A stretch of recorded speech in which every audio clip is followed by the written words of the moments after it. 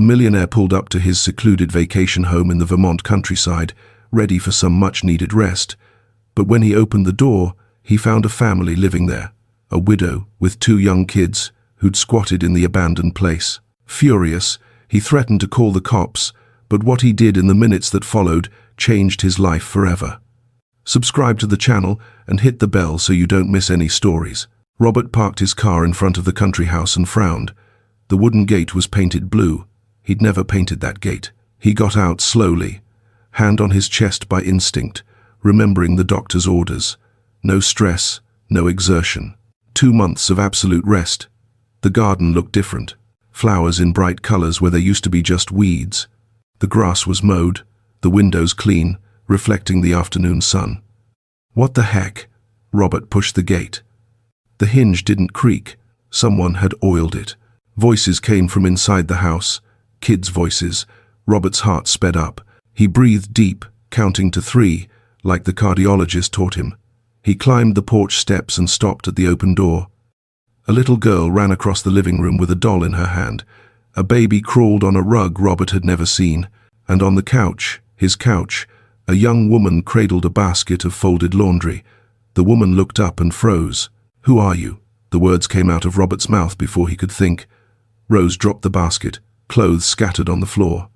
I can explain." "Explain?" Robert stepped into the room, hands shaking. "Explain what you're doing in my house." The girl ran and hid behind her mom. The baby started crying. "Please, sir." Rose picked up her son, her voice breaking. "I didn't have anywhere to go. The house was abandoned. I thought you could just break in?" Robert felt the pressure rising in his head. He breathed deep again. "This is trespassing. I'm calling the police." "No." Rose stepped forward, eyes wide. "Please, give me a few days. Just a few days to find another place. My husband died. I lost my job. The rent was late. I got evicted." The words tumbled out, desperate. The girl started crying with her brother. Robert ran a hand over his face. This was exactly the kind of stress the doctor forbade. "Mommy!" The girl tugged Rose's skirt. "Are we going to live on the street again?" "Again?" The word echoed in Robert's mind. "Listen." He tried to keep his voice steady. "You can't stay here. This is my house. I came here to recover. I need peace." "I know, sir. I understand." Rose wiped tears with the back of her hand. "Give me 15 days, 2 weeks. I promise I'll leave without trouble." Robert looked around. The house was spotless. It smelled clean, like homemade food, fresh flowers in a vase on the table. Through the window, he saw the backyard. There was a vegetable garden, in soil he'd always thought was too dry for anything. 10 days, he said finally. "But I stay too. It's my house." "Thank you, sir. Thank you so much." Rose hugged her kids. "We won't bother you. You can have the master bedroom. Me and the kids sleep in the back room." "Robert," he sighed. "My name's Robert. Rose. And these are Mary and Peter." An awkward silence hung in the air. Robert didn't know what to do now. Go to his room? Sit in the living room with this strange family? The decision was made when his phone rang. "Dr. Henry, you at the house yet?" The doctor's cheerful voice echoed. "Remember the rules? No work, no stress, light eating, total rest. Henry, there's a problem." "What kind of problem? Your blood pressure spike?" Robert glanced at Rose, who held her son on her hip while wiping Mary's tears. There's people living in my house." "People? What people?" "A woman with 2 kids." She squatted while the place was empty. Silence on the other end. "Then, you're calling the cops?" Robert thought of the girl asking if they'd live on the street again. "No. I gave her time to leave." "How long?" 10 days. "Robert," the doctor sighed. "You need absolute peace. No chaos, no strangers." "I know, but she'll stay quiet in her corner. Won't bother me." Right after hanging up, the front door burst open. "Rose, I brought the tomatoes you asked for." An old man with white hair entered carrying a bag, stopping short when he saw Robert. "Whoa, Mr. Martin," the owner of the village general store, widened his eyes. "Buddy, you must be Robert." He dropped the bag and extended his hand enthusiastically. "Pleasure, pleasure. Rose talked so much about you." Robert blinked, confused. "Talked about? What did she talk about?" "How you were coming back. How you'd finally meet." Mr. Martin gave a conspiratorial elbow nudge. Long-distance relationships tough, huh? But now you're here. What a sight, Mr. Martin. Rose turned red. It's not like that. I never said. Oh, come on, no need to be shy, girl. The old man winked at Robert. Nice couple, and the kids already have a stepdad. Wonderful. Robert opened his mouth, but no sound came out. I'm not, he tried. We're not, Mr. Martin. Please.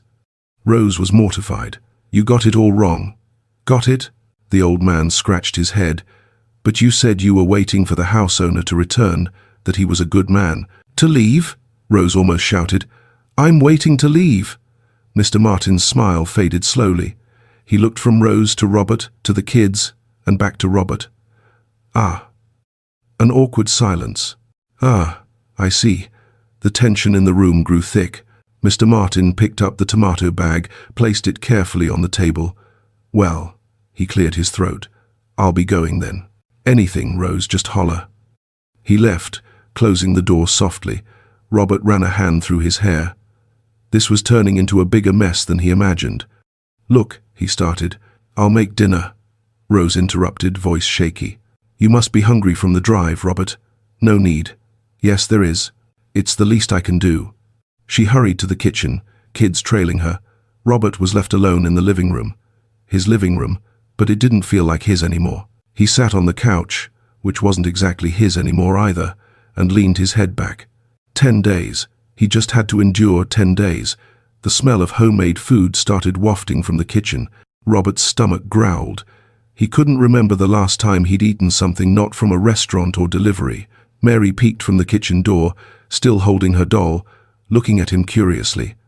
Are you really mad? She asked. Robert didn't know how to answer. The girl tilted her head. My mum cries when you yell. And before Robert could say anything, she ran back to the kitchen. Robert closed his eyes. 10 days. Just 10 days. What could happen in 10 days? Robert woke to the smell of fresh coffee. He glanced at the clock, 6 in the morning.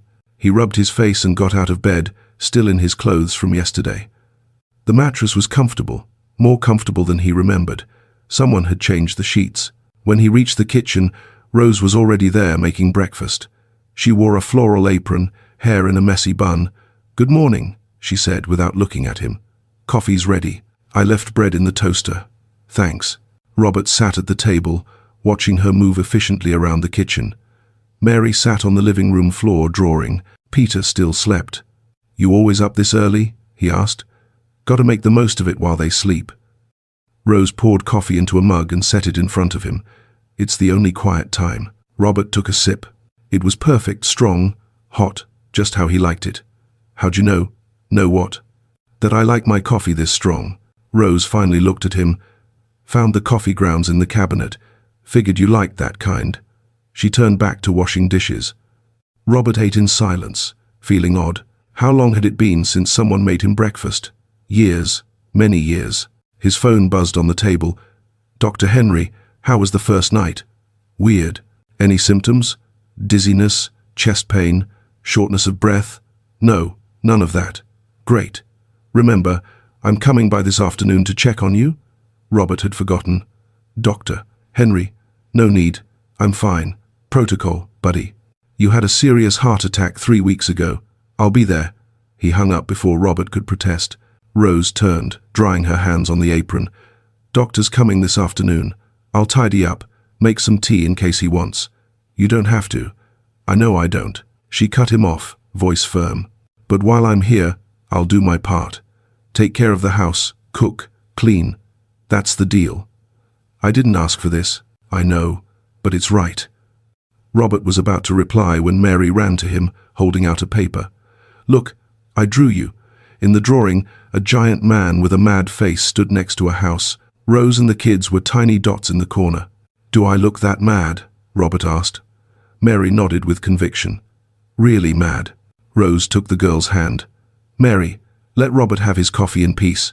No, it's fine. Robert looked at the drawing again. You draw well. Mary's eyes lit up. Really? Really. The girl skipped away, happy. Rose sighed. Sorry, she's full of energy. No need to apologize. An odd silence settled between them. Robert finished his coffee and stood. Gonna take a walk in the backyard. Watch the sun. It's strong. Robert was about to say he didn't need a babysitter, but held back. He went out the back door. The backyard was transformed. The garden had tomatoes, lettuce, chives, peppers, chickens pecked in an improvised coop. There was even a flower bed by the fence. She did all this in how long? He muttered. 3 months. Robert turned. Mr. Martin was at the fence, smiling. She's a hard worker, that Rose. Showed up here in winter with the kids freezing, hadn't eaten all day. I offered help, said she didn't want charity. The old man scratched his beard. So I suggested she look after your place. Said the owner hadn't been around in years, the house was falling apart. She agreed, and look what she did. Robert eyed the garden again. She didn't know I was coming back. Nobody did, son. You vanished off the map. The whole village thinks you abandoned the house, that you'd never return. I didn't abandon it. I was just busy making money in the city. I know, the old man chuckled. But money doesn't plant tomatoes, does it? He waved and walked off, leaving Robert with his thoughts. That afternoon, Dr. Henry arrived in an old jeep, kicking up dust on the road. He got out carrying a medical bag and a big smile. So this is where you're holing up for 2 months? I'm not holing up. Yes, you are. Henry walked into the house, looking around. Dang, it's spotless. You clean it all? No, Rose did. The squatter. She's got a name. Henry raised his eyebrows. Interesting. Before Robert could respond, Rose came from the kitchen with a tray tea, homemade cookies, folded napkins. Afternoon, doctor. Brought a snack. Thanks, Miss Rose. Call me Rose. She set the tray on the table and left discreetly. Henry waited till she was down the hall. She's pretty. Henry. What? Just stating a fact. The doctor opened his bag. All right, shirt off. Gotta check your pressure. Robert complied. Henry worked quietly, checking pressure, heartbeat, breathing. Made notes in his pad. All stable. You behaving? Yes. No work. No calling the office. No work. No stress. Robert hesitated. Henry noticed. What happened? Nothing. It's just weird sharing the house with a pretty woman and 2 kids. Henry grinned. I bet, but it could be good for you. Company, conversation. How long you been living alone? 5 years. 6. See? Loneliness ain't good for the heart, Robert. And I don't mean just the physical one. Don't start with your holistic theories. Not theories, scientific facts. Henry packed his gear. You need human connection, relationships, laughter. You turned into a robot in New York. Work, work, work. Look where it got you. I know. Do you? The doctor snapped his bag shut. Because last time we talked, you said you'd head back to the office once recovered. And I will. Henry pointed to the window, where Rose hung laundry on the line while Mary played with a cat. Or are you starting to see there might be another way to live? Robert didn't answer. Henry sighed. I'll be back next week. Try to really relax, okay? Let life happen a bit. After the doctor left, Robert sat on the porch watching the backyard. Peter had woken and was crawling on the grass under Rose's watchful eye. Mary chased the cat, laughing. Robert, she yelled, come play with us. I'm good here. Thanks. Oh, party pooper, the girl pouted. Rose picked up her son and came to the porch. She didn't mean to bother. She didn't. You okay? Did the doctor say something? I'm fine. All normal. Rose nodded but didn't leave. Stood there rocking Peter on her hip. Can I ask something? Sure. Why haven't you come here in so long? This house is beautiful. The place is so peaceful. Robert looked at the distant hills. Work. Always work. I thought I didn't have time. And now? Now I have no choice. Rose was quiet for a moment. Sometimes we need to lose the choice to make the right one. She went back to the yard before Robert could reply. That night, Robert couldn't sleep. He lay listening to the house sounds. Rose humming softly to put Peter to bed. The creak of wood, wind in the trees outside. At 2 a.m., he got up for water. The kitchen light was on. Rose sat at the table, surrounded by paper and pen, doing math. Can't sleep? He asked. She jumped, startled. Sorry, thought you were asleep. You okay? What are you doing? Rose gathered the papers quickly. Nothing, just bills. Robert saw numbers, crossed out amounts, tight calculations. She was hunting for a place to live, trying to fit rent into a tiny budget. "Rose, I'll find something," she said fast. "Still have 8 days, I'll manage." But her voice shook, and Robert saw she wasn't sure. "Good night, Robert." She turned off the light and left, leaving the papers on the table. Robert stood alone in the dark kitchen, staring at those impossible numbers, and for the first time in years, his chest tightened, but not from his sick heart. Robert woke to a scream, jumped out of bed, heart racing, ran to the hallway, and found Rose on the bathroom floor, holding her ankle. "What happened?" "Slipped," she groaned, face pale. "Peter spilled water on the floor last night. I forgot to dry it. Can you stand?" "I think so." She tried to put weight on it and nearly fell again. Robert caught her arm. "Wait, I'll help." He carried her to the couch. She was lighter than he expected. He fetched ice from the kitchen. When he returned, Mary was beside her mum, crying. "Is Mummy gonna be okay?" "She will." Robert wrapped the ice in a towel and placed it on Rose's ankle. "It's just a sprain. Needs rest." Rose closed her eyes, breathing deep. "I can't stay down. Gotta take care of the kids, the house." "I'll handle it." She opened her eyes. "What?" "I'll handle today, tomorrow if needed." Robert stood. "You stay put, doctor's orders." "You're not a doctor. I'm a doctor's patient. Same thing." For the first time, Robert saw Rose smile genuinely, a small smile, but real. "Okay. Thanks." The next hours were total chaos. Peter cried for his mom. Mary spilled juice on the rug. Robert burned the rice. When he tried bathing the baby, he ended up wetter than the kid. "How do you do this every day?" he asked Rose, exhausted, holding a squirming Peter. "It practice." She laughed at his face. "Lots of practice. This ain't human. It's mission impossible." Mary came into the room with the cat in her arms. "Uncle Bob, Whiskers is hungry." "Uncle Bob?" Robert blinked. "That's you," Mary said like it was obvious. "Robert's too long. Uncle Bob's better." Rose tried hiding her laugh. Robert sighed. "Fine, Uncle Bob. Where's the cat food?" "I don't know." "Great." He spent the morning hunting cat food, changing diapers, cleaning juice, calming Peter. When he finally sat on the couch at noon, he was wrecked. "I respect you," he told Rose. "A lot. This is harder than closing $1 million deals." Rose laughed. "Thanks, I think." A car pulled up outside. Mr. Martin got out carrying bags. Heard there was an accident. Brought groceries. He walked in without knocking. Looked at Rose on the couch, Robert holding Peter, Mary drawing on the floor. What a lovely family scene. Mr. Martin Rose started. "Hush, hush," came to help. The old man went to the kitchen and unpacked. Brought chicken, veggies, good rice, not that rock-hard stuff you got. Gonna make a proper lunch. Robert looked at Rose, who shrugged. He's like that. No point arguing. Half an hour later, the kitchen filled with delicious smells. Mr. Martin hummed while cooking, telling village stories nobody asked for. And that's when Mrs. Carmen found out her husband wasn't on a business trip, but hiding at his sister's to avoid painting the fence. He laughed hard. 3 days of peace he had. 3 days. Mary giggled along. Peter clapped without understanding. Even Rose smiled. Robert found himself smiling too. When lunch was ready, Mr. Martin insisted they all eat together at the table. "Family eats together," he declared. "That's the rule." "We're not family," Robert said.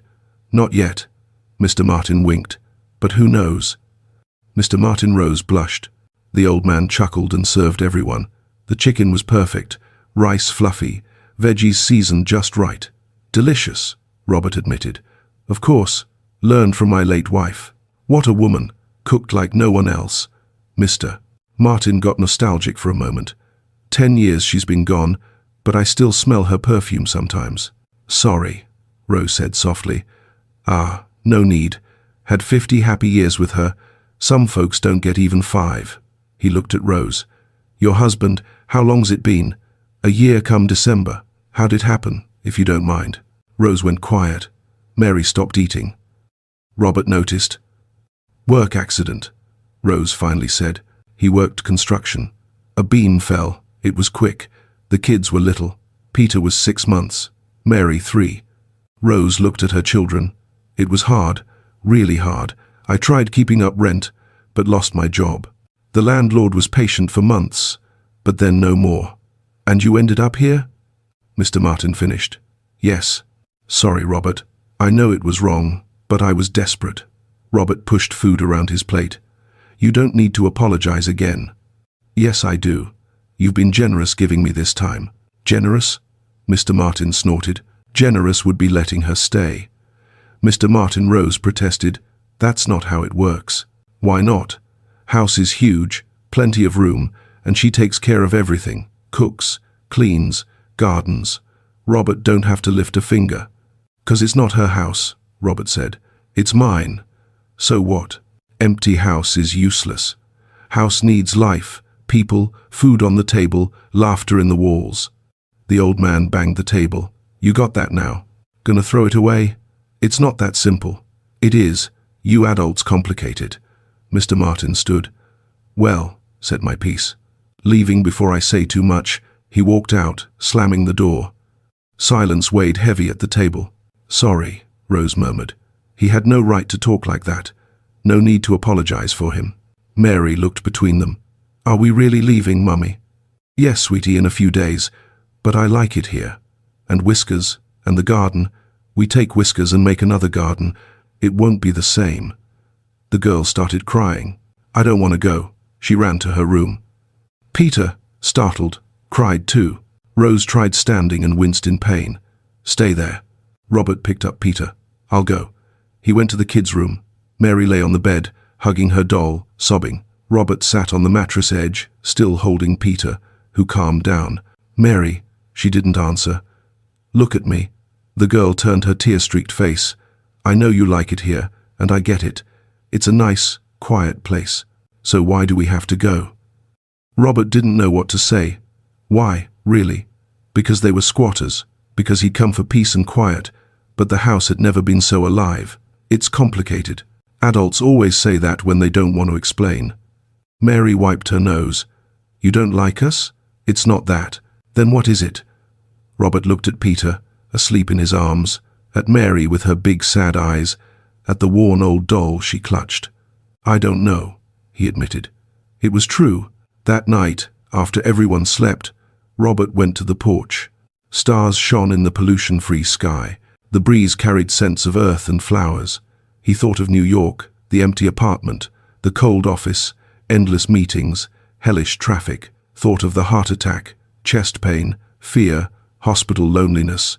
Thought of Rose sleeping in the back room with the kids, Mary calling him Uncle Bob, Peter drooling on his shoulder, Mr. Martin and his stories, homemade food, hot breakfast, the life that invaded his house with this family. I don't know, he repeated to the stars, but something in his chest, and this time not the sick heart, started stirring. Robert woke to the smell of pancakes.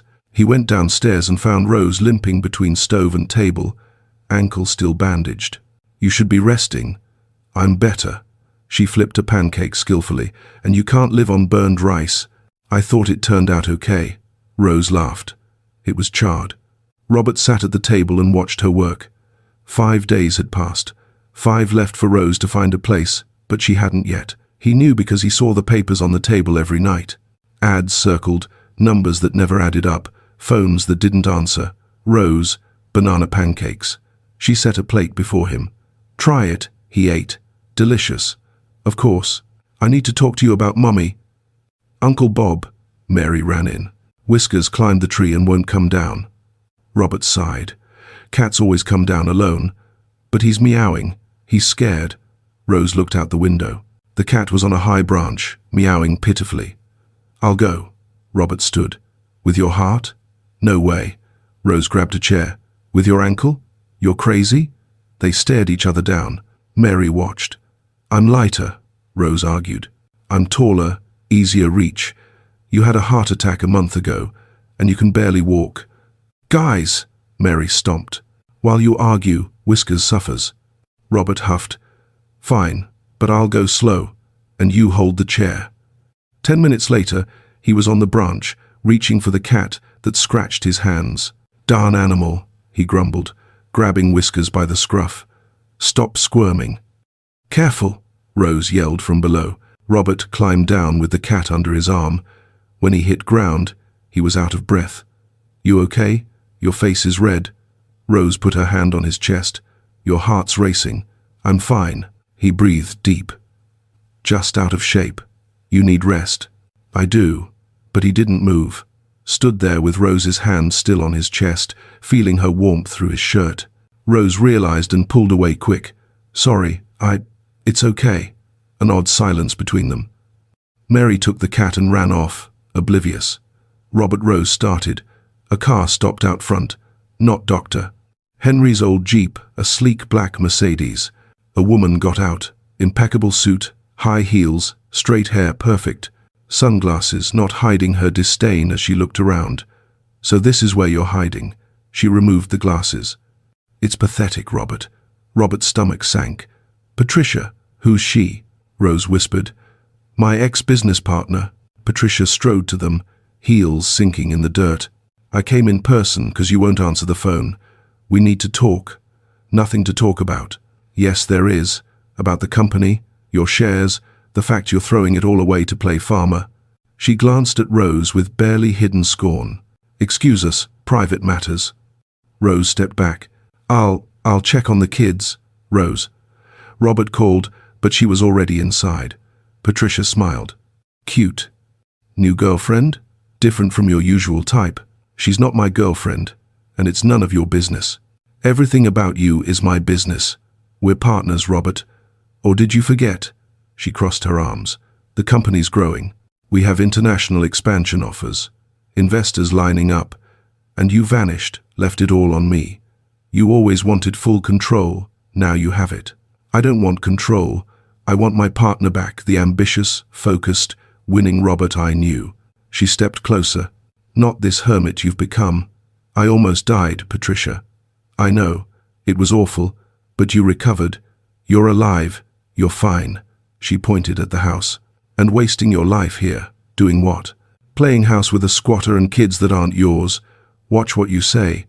Or what? You'll kick me out? Sue me? Patricia laughed. Wake up, Robert. This fantasy ends.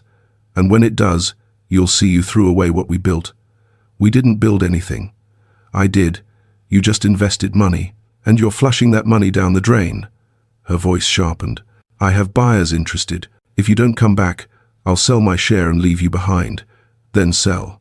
Patricia blinked, surprised. What? Sell your share? Sell it all? I don't care anymore. You crazy? It's the company of your life. It was. Robert looked at the house where Mary pressed her face to the window, waving. Not anymore. Patricia followed his gaze. Her expression hardened. Because of her, the squatter. Not because of anyone. Because of me. You're sick, confused. The heart attack messed with your head. For the first time in years, my head's clear. Patricia put her glasses back on. You'll regret this. Maybe, but it'll be my regret. She got in the car and sped off, kicking up dust. Robert stood watching till the Mercedes vanished down the road. When he went inside, Rose was in the kitchen, pretending to wash already clean dishes. Everything okay? She asked without looking. Yes. She seemed important. Was the past? Rose finally faced him. Robert, I heard part of the conversation, didn't mean to. Window was open. She dried her hands on a towel. You can't throw it all away. Your company, your work, because of this. Because of what? Of me, the kids, this temporary situation. She stepped closer. Look, I know you're confused. The heart attack, recovery, people in your house, but your life's in New York, your business, your future. What if I don't want that future anymore? Don't say that. You just need time. Rose, I found a place. She cut in. A small apartment, 2 hours from here. Rent fits if I get a part-time job. The landlord takes kids and even cats. Robert felt something crumble in his chest. When? Can move next week, before the deadline. You don't have to. I do. Her voice was steady, but eyes glistened. You've been so kind, more than I deserved. But it's time for me and for you. She left the kitchen before he could reply. That night, Mr. Martin showed up with a bottle of whiskey. Heard you had fancy company today. News travels fast. In the village, everything does. The old man sat on the porch beside Robert. "Wanna talk?" "Nothing to talk about." "Bull. You look like you lost your mind and don't know if you want it back." Mr. Martin opened the bottle and offered, "Drink, good for the soul." "Doctor forbade it." "Doctor ain't here." Robert took the bottle and sipped. It burned, but good burn. "Rose is leaving," he said. "I know." "How you know?" "She told me, asked me to watch the cat if the new place falls through." Mr. Martin took the bottle back. "You letting her go?" "It's not about letting. It's her life." "And yours? What do you want?" Robert stared at the stars. "Don't know anymore." Bull again. "You know, just scared to admit." "Admit what?" "That you fell for her." The words hung. Robert opened his mouth to deny. Couldn't.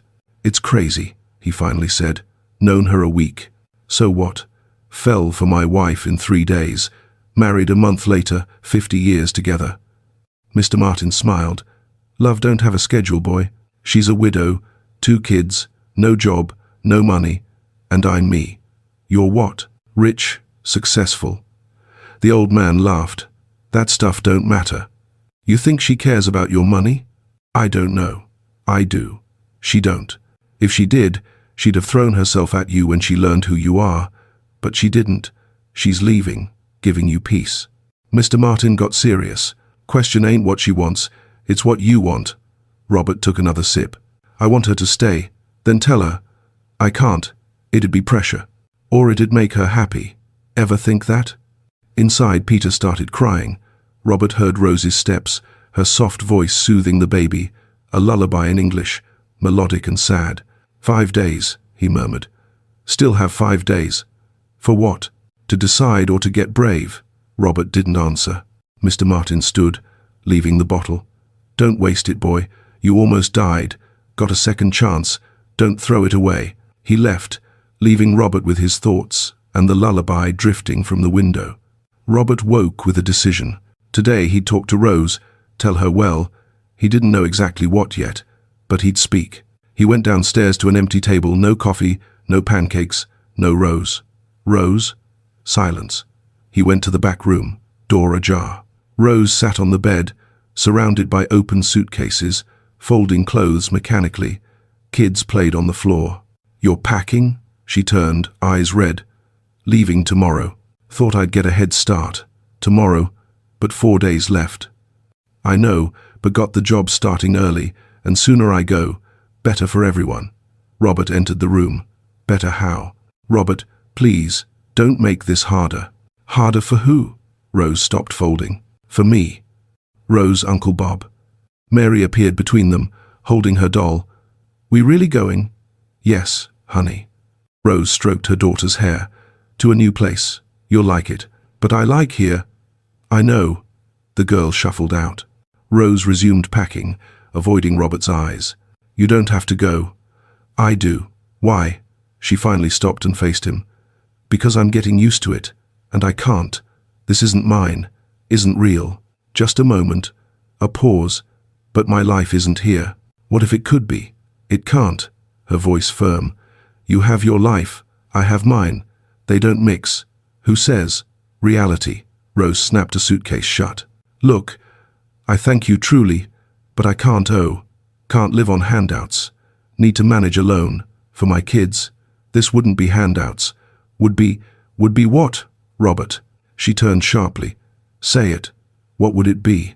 He opened his mouth, closed it. Words wouldn't come. Rose sighed. "That's what I thought. You don't know either." She picked up Peter and left the room, leaving Robert alone with half-packed suitcases. Dr. Henry arrived at noon, finding Robert on the porch looking like death. "Someone die?" "She's leaving tomorrow." "Ah." The doctor sat beside him. "And you're letting her?" "She wants to go." "You ask if she wants to stay?" "Sort of." "What do you mean, sort of?" "Either you asked or you didn't." Robert rubbed his face. "I tried, but couldn't." Wrong words came out. "What words you trying to say?" Silence. Henry sighed. "Robert, you're one of the smartest guys I know. Closes million-dollar deals, convinces investors, leads teams, but in front of a woman you like, you turn teen. It ain't that simple." "It is." "You like her?" "Yes." "Want her to stay?" "Yes." "Then say that." Those words, Rose, I like you. I want you to stay. Henry slapped his thigh. Done. What if she says no? What if she says yes? Robert didn't answer. The doctor shook his head. I'll check you, and your courage too, 'cause I think it's sicker than your heart. After the exam, all normal, pressure stable, heart beating good. Henry left with one last bit. You almost died, Robert. Learn something from it or not. Afternoon, Rose took the kids to say bye to neighbors. Robert stayed alone in the house, pacing. He entered the back room, suitcases closed, ready. Just a small backpack open on the bed. Inside, he saw a notebook. Shouldn't look. Knew he shouldn't, but did. It was a journal, pages full of Rose's round handwriting. He flipped, reading random bits. Kids hungry again. Don't know what to do. Money's gone. Found this house today. Abandoned. Can I just for a few days? Mary's happy here. Space to play. Peter's healthier. But no, it won't last. Then a recent entry. Robert arrived today. Thought my world would end, but he was kind. Didn't call cops, gave time.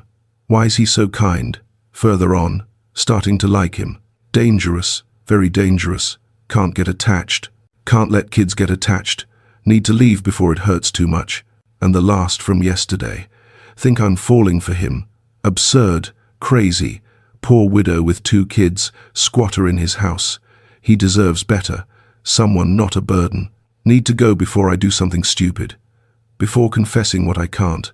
Robert closed the notebook, hands shaking. You reading my journal? He turned. Rose in the doorway, face pale. Rose, you had no right. She stormed in and snatched it. This is private. Sorry, I shouldn't. But I needed to know. Know what? That I'm pathetic, fell for the house owner I squatted in. Tears rolled down her face. Congrats. Now you know. Happy? Rose? No. She raised her hand. Don't say anything. Don't make this more humiliating. You don't get it. I read. Why? To laugh? To make sure I really leave? Mission accomplished. Because I feel the same. The words burst out. Rose froze. What? I feel the same. Robert stepped closer. I'm falling for you too. And it's driving me nuts 'cause it's been a week. A week? How does someone fall in a week? Don't know. Her voice a whisper. But I know when I wake, first thing I want is to see you. Know when Peter laughs. My heart does something weird. Know when Mary calls me Uncle Bob, I want to cry. Know the idea of you leaving is killing me more than the heart attack did. Rose cried openly now. Robert, this is crazy. I know, you barely know me. I know, I'm a widow with 2 kids, no money, nothing. I know, and I don't care. You should care, she nearly yelled. You're rich, successful, can have any woman. Why want someone like me? Because you make coffee how I like without asking. Because you care for a house that's not yours like it is. Because you're the strongest woman I've met. Because when I look at you, I can breathe for the first time in years. He held her hands. They were cold, trembling. Stay, he begged. Please stay. Rose closed her eyes. I can't. Why? Because I'm scared.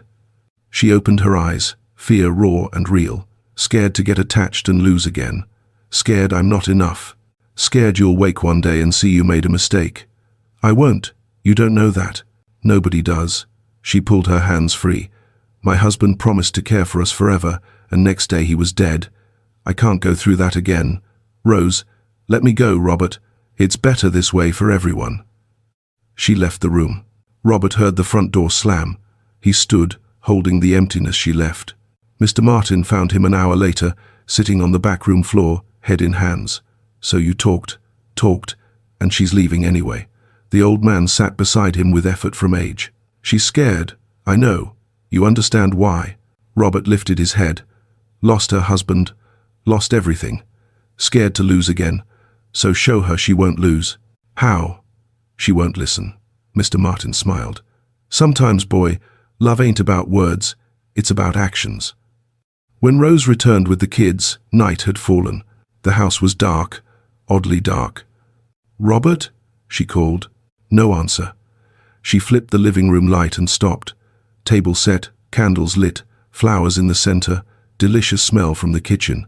Robert appeared in a silly apron, holding a dish.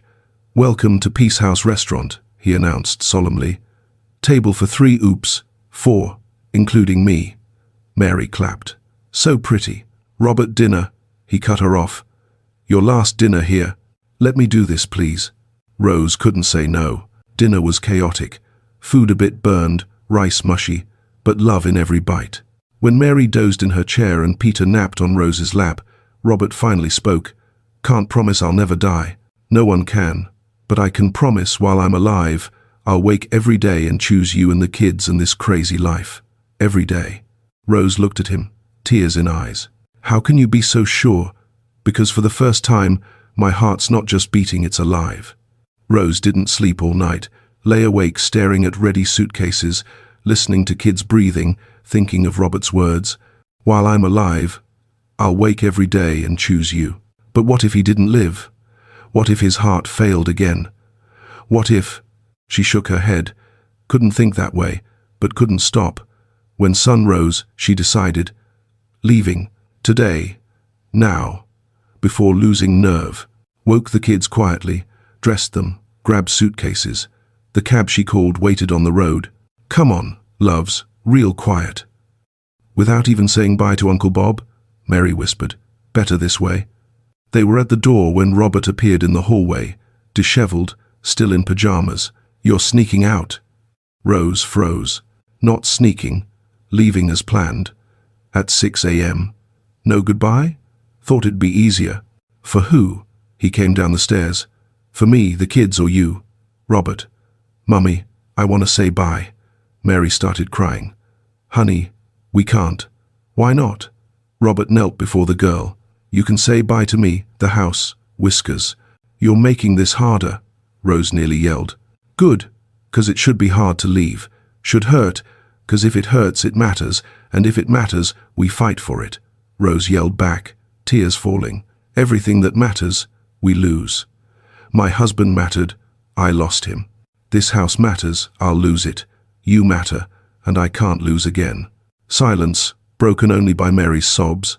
Robert stood slowly. "So you'd rather never live in fear than live for real? I have kids to protect.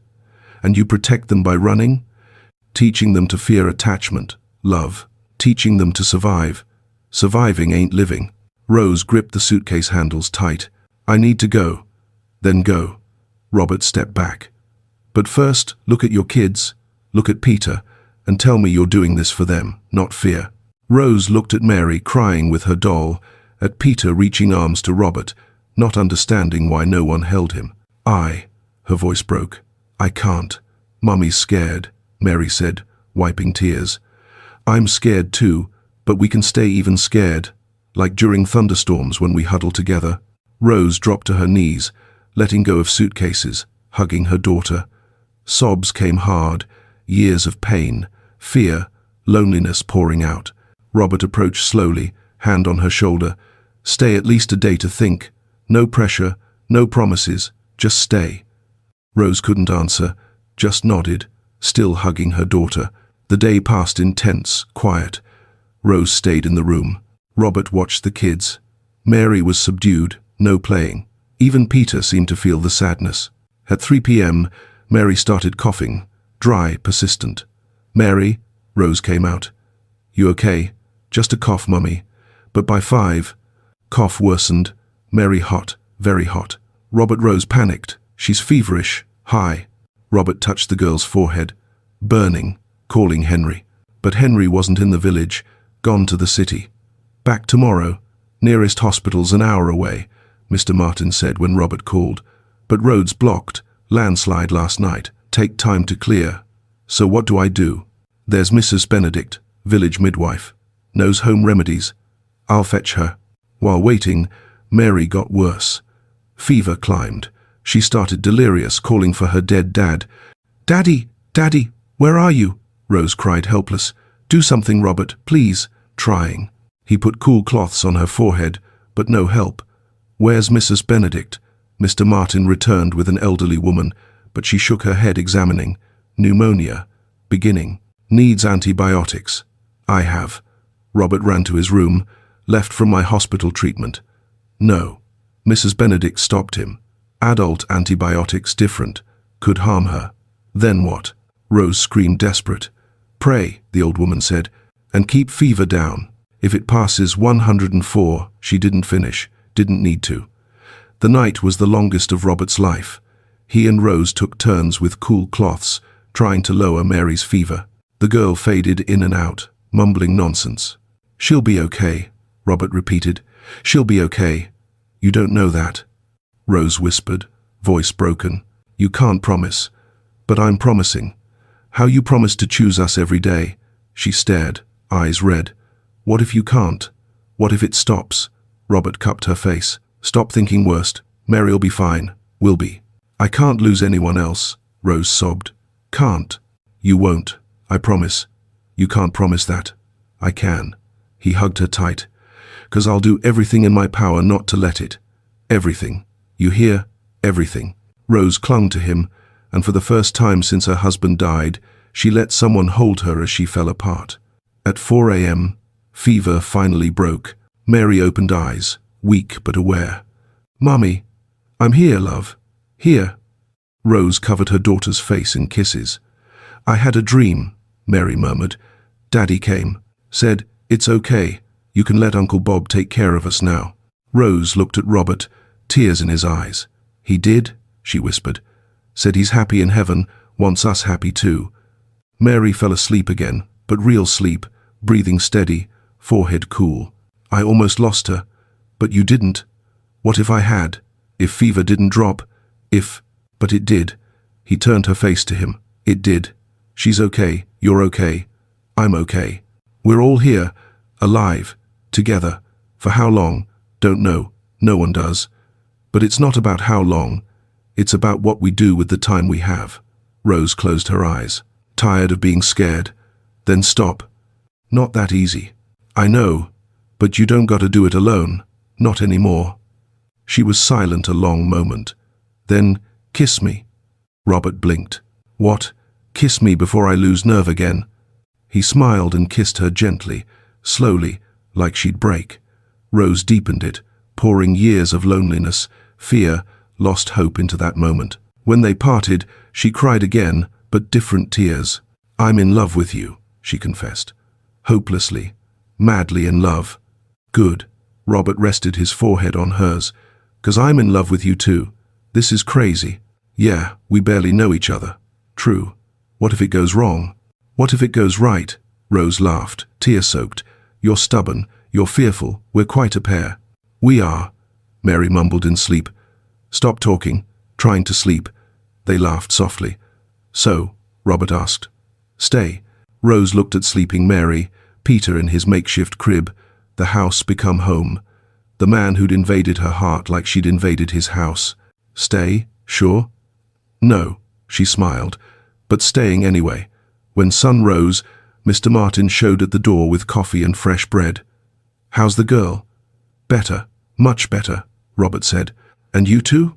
The old man looked between them, noting linked hands. Sorted things? We did, Rose confirmed, blushing.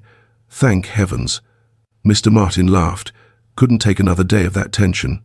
He set coffee on the table. Now tell me, when's the wedding? Mr. Martin, they said together. What? Just asking. Whole village'll want to know. Robert and Rose exchanged looks and burst out laughing. 3 days later, Mary was fully recovered, running the yard after Whiskers like nothing happened. Rose still watched close, but fear lessened. Not gone, maybe never fully, but now shared. Robert was on the porch when phone rang. Patricia. He hesitated, answered. Thought about what you said. Her voice different, less sharp. About selling my share. Found a buyer, international group, generous offer. But before closing, need your final answer. She paused. Coming back or not? Robert looked at the yard. Rose hanging laundry, laughing at something Mary said. Peter crawling grass, chasing a butterfly. Not coming back. Silence. Sure? 'Cause after no turning back, Robert, if I sell, I know, and sure. Because of her?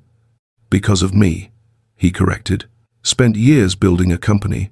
Almost died alone in a cold office. Working for what? For who? Breathed deep. Don't want that life anymore. And the money, your assets? Throwing it away? Not throwing away. Investing different. Maybe start something here in the village, something small. Something lets me sleep nights and wake without chest pressure. He smiled. Something lets me live. Patricia sighed. You changed. I did. Hope you're happy, Robert, really. You too. Good luck with the sale. He hung up, felt weight lift off shoulders. Not fear, not regret, freedom. Rose came to the porch, wiping hands on apron. Okay? Great. He pulled her into a hug. That was Patricia. Selling the company. And you're good with it? Surprisingly good. She pulled back a bit, studying his face. Won't miss the company? The deals? Robert thought. Maybe sometimes, but not enough to go back. He cupped her face. I choose this. Choose you. Every day. Rose smiled, eyes shining. Every day. That's a long time. Still not enough.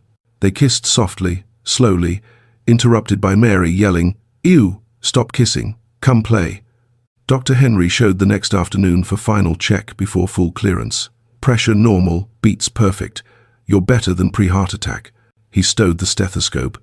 What you doing different? Living.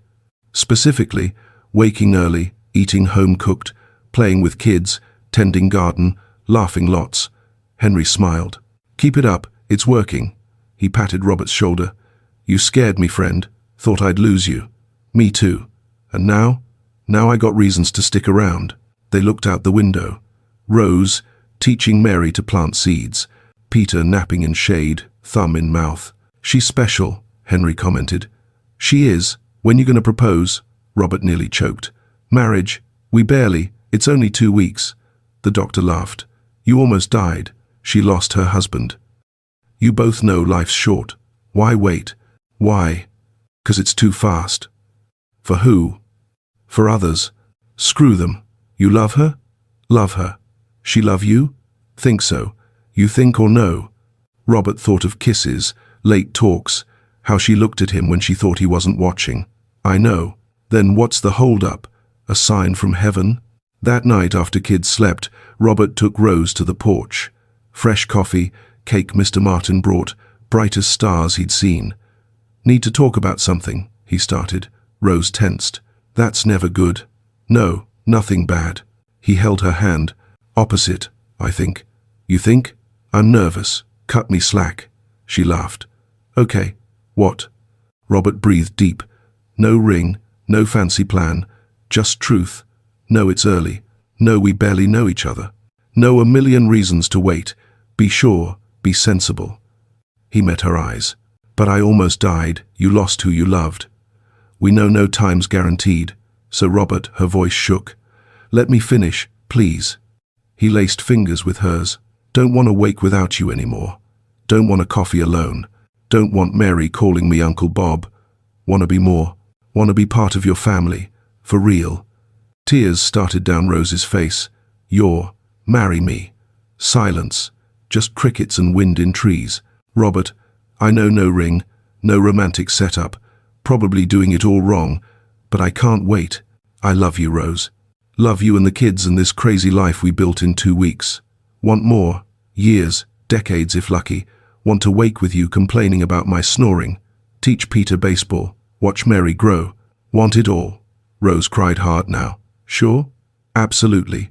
Even me being stubborn, fearful, full of baggage. Especially cause of that. If I say yes and one day you regret, won't regret. You don't know. I do. He wiped her tears with his thumb. You're the best thing that ever invaded my life. Rose laughed through tears. Worst love declaration ever. It was awful, sorry. But it was perfect. She threw arms around him. Yes, yes, I'll marry you. Robert spun her, laughing, feeling lighter than in years. Serious, not changing mind. I'll change a bunch, probably, but always end up same place. She kissed him. Yes. News spread through the village like wildfire. Next morning, Mr. Martin showed with half the village. Wedding. We're having a wedding, Mr. Martin. Rose, mortified. We haven't set a date. Set it now. How about next week? Next week? Robert blinked. No time. Sure there is. Mrs. Carmen makes cake. Pastor comes Thursday. I lend the store hall. Done. Wedding. The old man beamed. Whole village wants to come. Been years since a party here. Rose looked at Robert, who looked back. They burst laughing. Okay, Rose agreed. Next week. Serious? Robert asked. Why wait? Why wait indeed? The week blurred by. Village mobilized. Mrs. Carmen made 3-tier cake. Mr. Martin decorated hall with garden flowers. Dr. Henry got Robert a borrowed suit. Village women sewed a simple but beautiful dress for Rose. Mary kept asking if she'd be flower girl. Peter learned to say Dada, looking at Robert, making Rose tear up. On Thursday, under perfect blue sky with half the village watching, Robert and Rose married. Not fancy. Cake melted a bit in heat. Pastor botched Robert's name twice. Peter cried mid-vows. Mary dropped flowers. It was perfect. 6 months later, Robert woke to coffee and pancakes smell. Went downstairs, found Rose humming while cooking, Peter in high chair eating mashed banana, Mary drawing at table. Morning, family. He kissed Rose, ruffled Mary's hair, made faces at Peter. Mail for you. Rose pointed to envelope on table from lawyer. Robert opened. Company sale finalized. Money transferred. Officially free. So? Rose asked. How you feel? Rich and jobless. She laughed. You ain't jobless. Managing garden, fixing house, minding kids, and loving every second. He pulled her into hug. Thanks. For what? Invading my house, life, heart. Was accidental. Was on purpose. Maybe. She smiled. No regrets. None. You? Only not invading sooner. They kissed, interrupted by Mary. Again? You guys are gross. Gross is your sister's room, Robert teased. I don't have a sister, not yet. Rose put hand on her growing belly.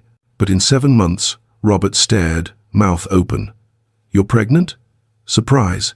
He lifted and spun her, laughing, crying, feeling his heart that almost stopped beating strong and alive in his chest. I love you, he said. Love you so much. Love you too.